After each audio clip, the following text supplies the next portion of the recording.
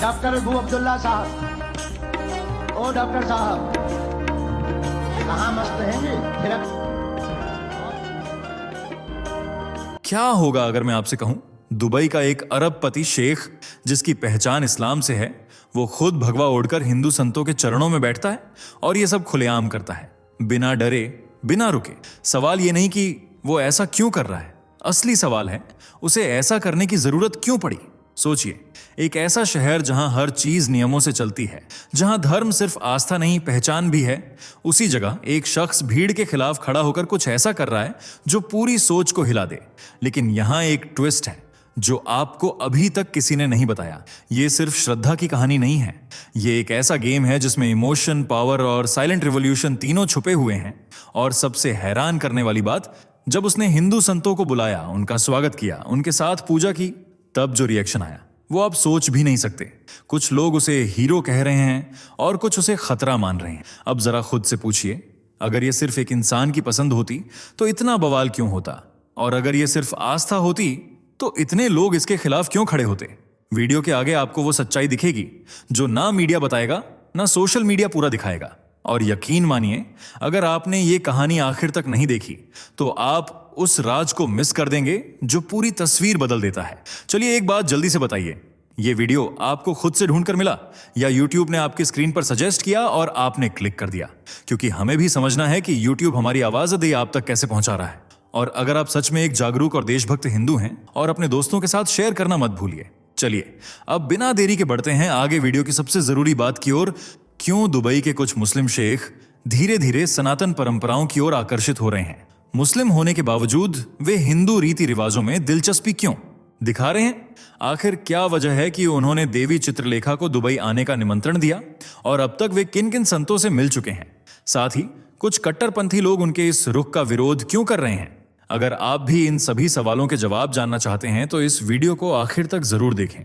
दोस्तों, यह तो सभी जानते हैं कि सनातन धर्म आज दुनिया के कई हिस्सों में लोगों का ध्यान अपनी ओर खींच रहा है। अनुमानों के अनुसार दुनिया भर में इसे मानने वालों की संख्या लगभग 1.2 अरब के आसपास है, जिससे यह विश्व का तीसरा सबसे बड़ा धर्म माना जाता है। इंडिया में इसकी सबसे बड़ी आबादी रहती है, जहां कुल जनसंख्या का लगभग 79% हिस्सा हिंदू धर्म को मानता है, और वैश्विक हिंदू आबादी का बड़ा हिस्सा यही निवास करता है। इसी कारण भारत को अक्सर देव भूमि कहा जाता है, जहां लाखों मंदिर लोगों की आस्था का केंद्र बने हुए हैं। अब यह प्रभाव केवल भारत तक सीमित नहीं रहा।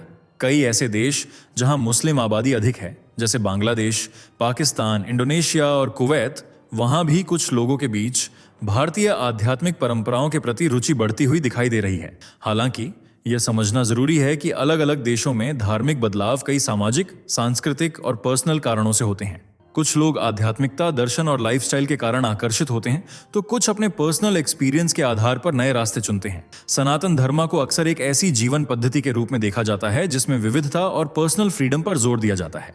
इसी वजह से कुछ लोग इसकी ओर आकर्षित होते हैं, खासतौर पर वे लोग जो अपने जीवन में अधिक खुलापन और संतुलन खोज रहे होते हैं।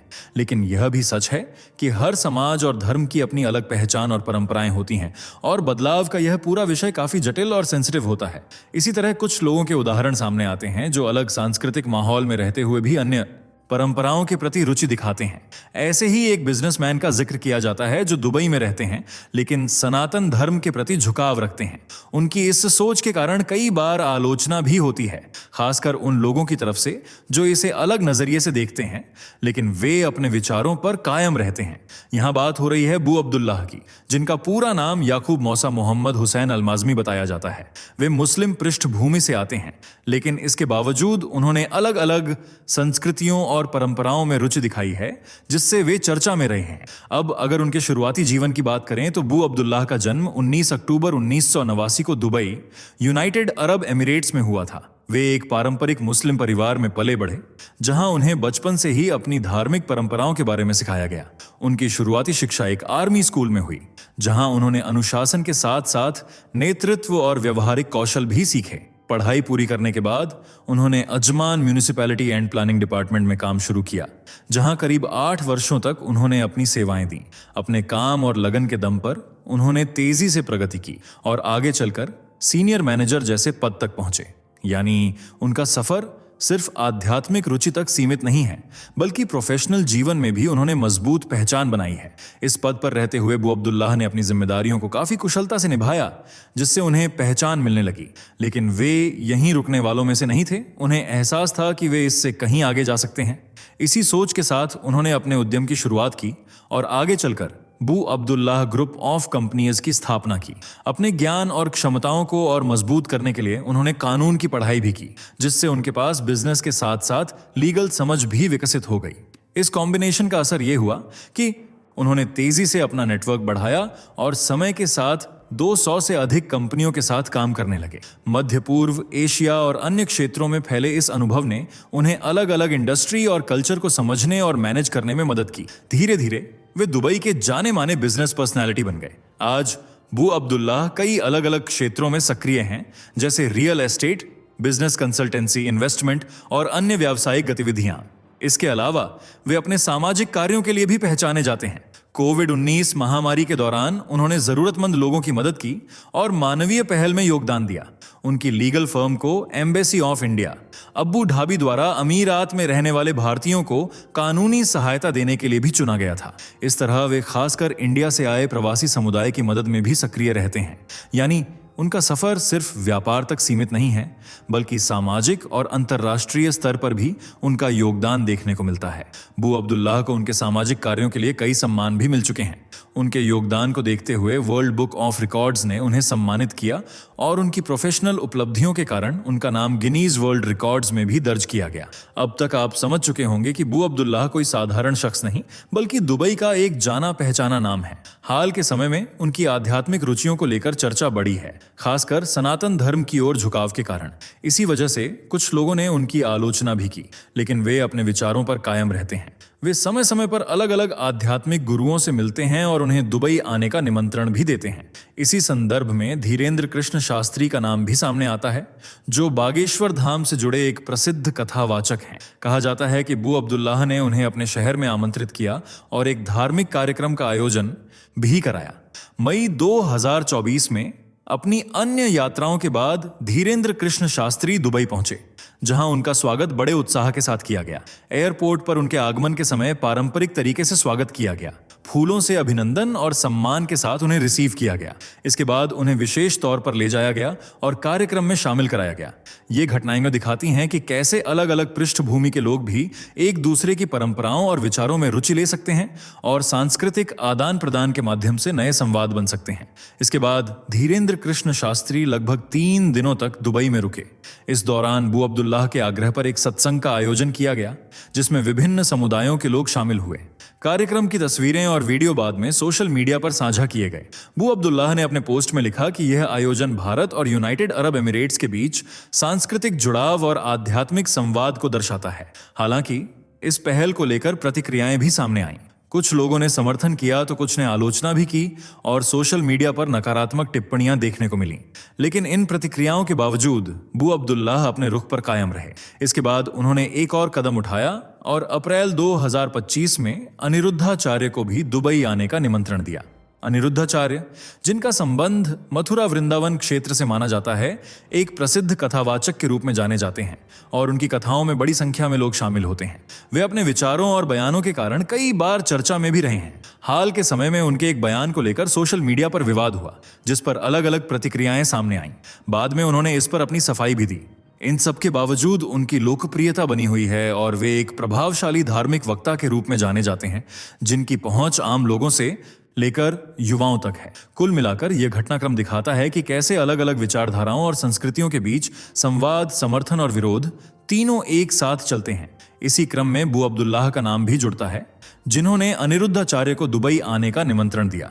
बताया जाता है कि उन्होंने इस निमंत्रण को स्वीकार किया और अपने परिवार के साथ दुबई पहुंचे, जहां उनका भव्य स्वागत किया गया। वहां एक धार्मिक कार्यक्रम का आयोजन हुआ, जिसमें भागवत पुराण पर आधारित कथा प्रस्तुत की गई।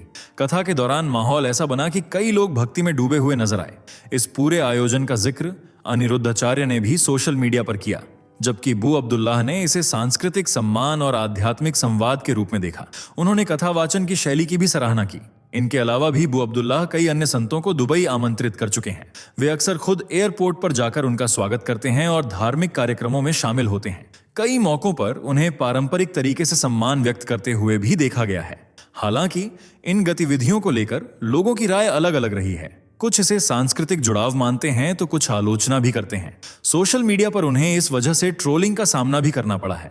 विवाद तब और बढ़ा जब उन्होंने देवी चित्रलेखा को भी दुबई आमंत्रित किया। देवी चित्रलेखा एक भारतीय आध्यात्मिक वक्ता हैं जो खास तौर पर भागवत पुराण से जुड़े प्रवचनों के लिए जानी जाती हैं। उनकी प्रस्तुत करने की शैली और मधुर वाणी के कारण बड़ी संख्या में लोग उनकी कथाओं को सुनना पसंद करते हैं। ये पूरा घटनाक्रम दिखाता है कि अलग अलग संस्कृतियों और आस्थाओं के बीच संवाद और आदान प्रदान कैसे नई चर्चाओं और बहसों को जन्म देता है। इसी तरह देवी चित्रलेखा भी अपनी सादगी और आध्यात्मिक संदेशों के लिए जानी जाती है। उनका सरल पहनावा और सहज बोलने का तरीका लोगों को आसानी से जोड़ लेता है और यही बात बू अब्दुल्लाह को भी प्रभावित करती नजर आती है। बताया जाता है कि बू अब्दुल्लाह ने उन्हें दुबई आमंत्रित किया और एक व्यावसायिक कार्यक्रम में उनके हाथों नई फ्रेंचाइजी का उद्घाटन भी कराया।